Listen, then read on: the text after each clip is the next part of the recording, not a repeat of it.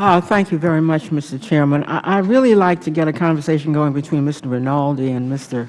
Parker. But first I have to ask Mr. Rinaldi, this loss in air traffic controllers, what was that loss due to? Well, it's mandatory retirement, where we reach our mandatory retirement age. But really, the staffing crisis was exacerbated by the sequester of 2013, which shut down the Academy on March 1. Was planned on opening up on October 1, but for the government being shut down, full government being shut down, the agency never got around to opening. So are these people taking early retirement, or are the ones that are lost is different from retirement, of course? Well, the losses are from retirements, and they're taking illegitimate retirements that they've earned. Yes. Well, I'm very worried. My first standard when I get on an airplane, I don't know anything about airline, but I just want to get there safely. Absolutely. Safely. So I was interested, Mr. Rinaldi, because you had a fairly objective, when I looked at your testimony, kind of rundown of the different models. And there's some, you don't say which model to choose.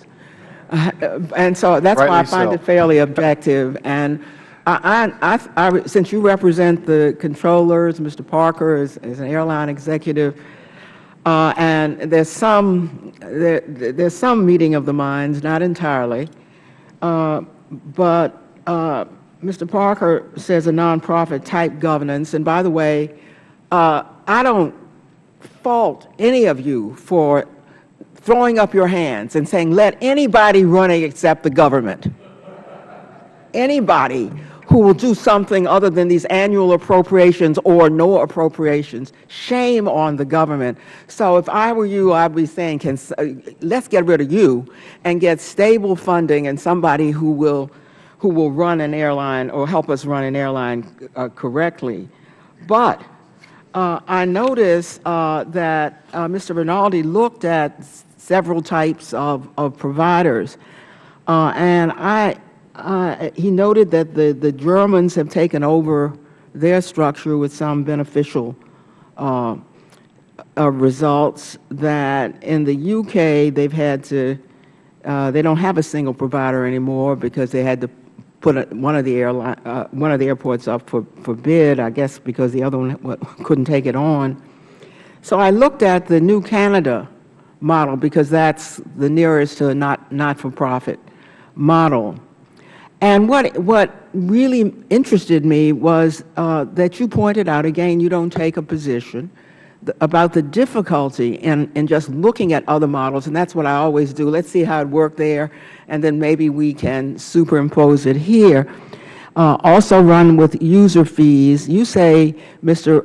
Rinaldi, difficult to apply, and then you compare the United States with Canada, and you blew my mind. The United States controls 132 million flights annually, Canada 12 million, 21 centers in the United States, 7 in Canada, 315 towers here compared to 42 in Canada. We run the busiest airports. They're way down the line. I'd like both of you to indicate whether that, at least, well, first let me say, do you consider that not-for-profit approach would more likely than the others put safety first, even if safety costs more? Well, thank you for reading the testimony. And yes, it is mind-boggling that we have 8 of the top 10 in the world airports, and 16 out of the top 30 in this country, where Canada has 1, number 15, which is Toronto.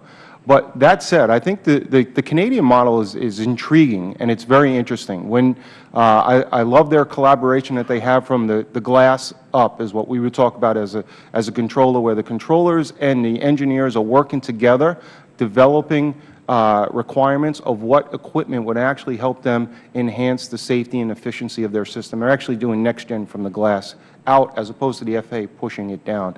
I think it's very, very interesting. I think the equipment that they have, because it's developed with their own controllers and their own engineers, I'm not ashamed to say I'm envious of. Some of the equipment we have it's antiquated and it's absolutely ridiculous, and our training ways, what David said, is absolutely true.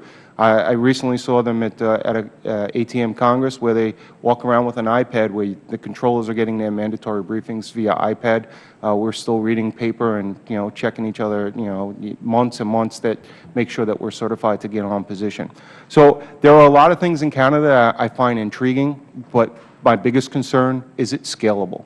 Is it scalable to the size of this system? And we also want to make sure that we continue the diversity of our system, which is providing services to rural America where they need aviation services. So those are the concerns I have when I look towards Canada. The German model is very interesting, and you know what? Can I finish? If you can, please. Yeah. The German model, to me, is very interesting because they actually competitively outbid the UK model for their own airport in their own country because they're not focused on profit. Thank you.